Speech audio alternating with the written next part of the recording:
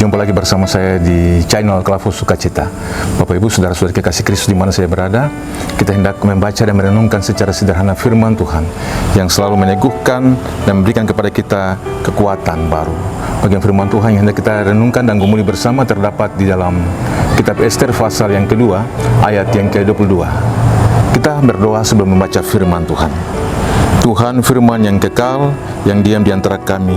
Kami hendak duduk di sekitar firman-Mu dan belajar akan perkataan-perkataan-Mu yang berikan kepada kami kekuatan. Bicaralah kepada kami saat ini, karena kami siap mendengarkan firman-Mu. Amin. Sekali lagi firman Tuhan terdapat dalam kitab Ester pasal 2 ayat yang ke-22 berkata, "Tetapi perkara itu dapat diketahui oleh Mordekai, lalu diberitahukannya lah kepada Ester, sang ratu, dan Ester mempersembahkannya kepada raja atas nama Mordekai." Demikian firman Tuhan untuk kita, Bapak Ibu, saudara-saudari kekasih Kristus di mana saya berada. Bagian firman Tuhan dari Ester pasal yang kedua, ayat yang ke-22 ini mencatat tentang momen penting di mana Mordekai mengetahui rencana pembunuhan Raja Ahasiweros dan selanjutnya disampaikan kepada Ratu Ester yang punya kedudukan waktu itu untuk selanjutnya disampaikan kepada Raja Ahasiweros, dan rencana pembunuhan itu dibatalkan, digagalkan.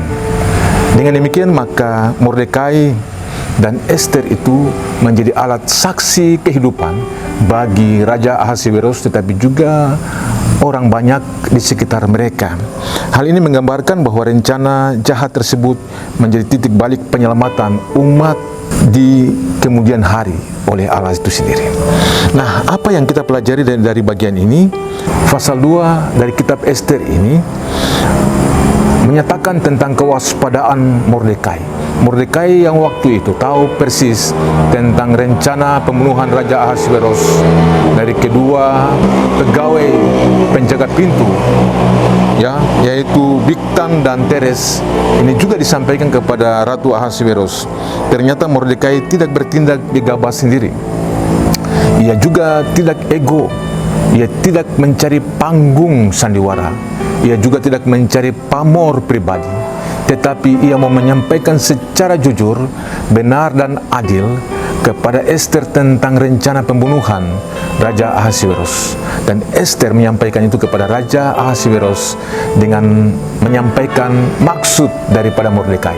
Ester juga tidak mencari kepentingan sendiri, ego karena posisinya sebagai ratu di istana, tidak.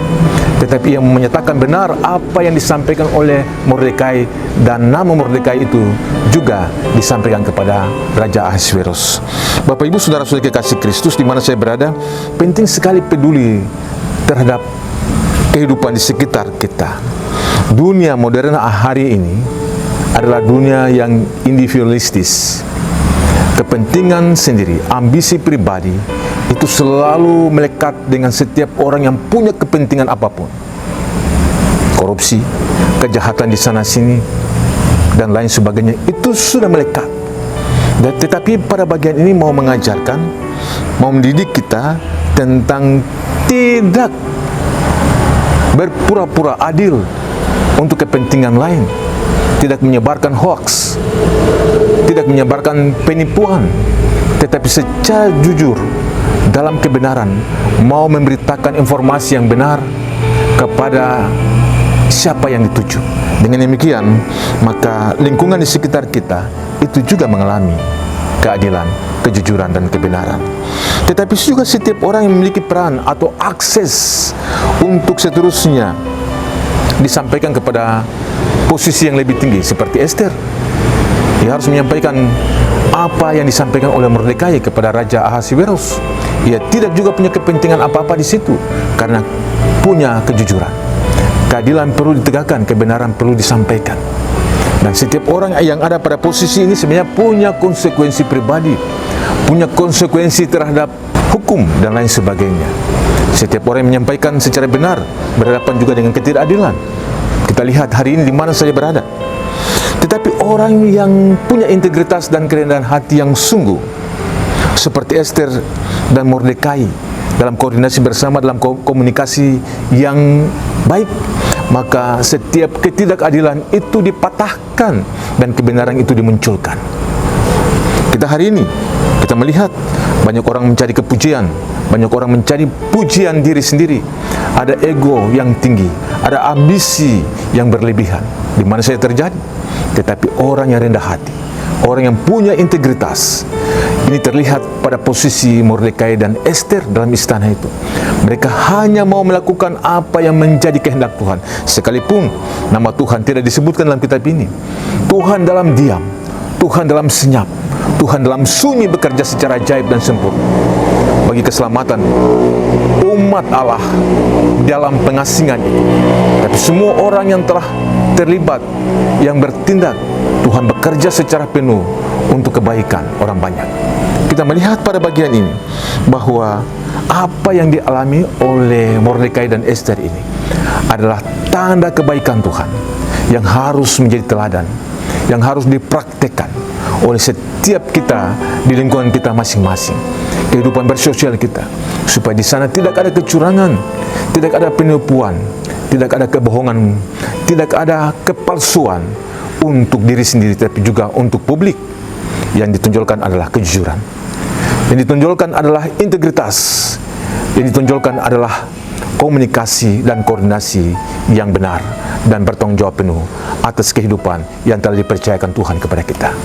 Saya percaya kita semua tahu kalau ini ada pada diri kita, maka lingkungan kita itu menjadi lingkungan yang aman, tentram, dan dapat terkendali penuh. Di sana Tuhan bekerja secara ajaib untuk setiap kita, karena Tuhan mau mendatangkan kebaikan bagi kita sekalian kini dan untuk selama-lamanya. Tuhan memberkati kita dari firman ini. Amin. Mari kita berdoa. Kami bersyukur kepada Tuhan yang ajaib, yang memelihara kami secara sempurna sampai saat ini. Terima kasih Tuhan. Percaya sungguh untuk firman-Mu yang telah meneguhkan kami.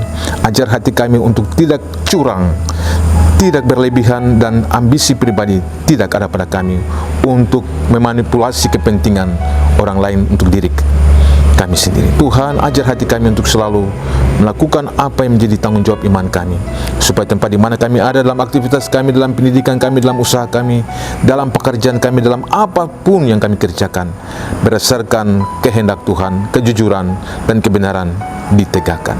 Dengan demikian nama Tuhan dimuliakan dalam seluruh jalan hidup kami kini dan seterusnya. Di dalam nama Yesus kami berdoa dan mengucap syukur. Amin. Shalom. Tuhan memberkati.